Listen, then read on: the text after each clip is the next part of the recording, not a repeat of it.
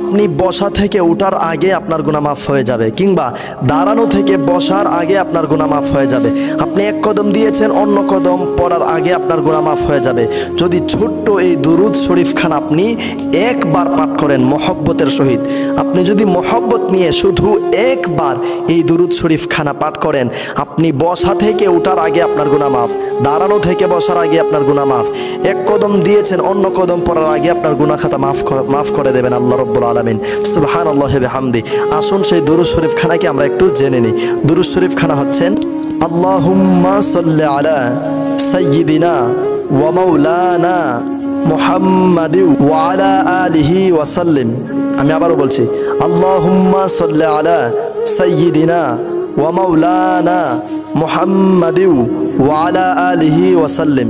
প্রিয় ইমানদার ভাই বোনেরা, ভালো কিছু শেয়ার করুন, নিজে আমল করুন এবং অন্য আরেকজনকে আমল করতে সাহায্য করুন, সহযোগিতা করুন, যেন কবর পর্যন্ত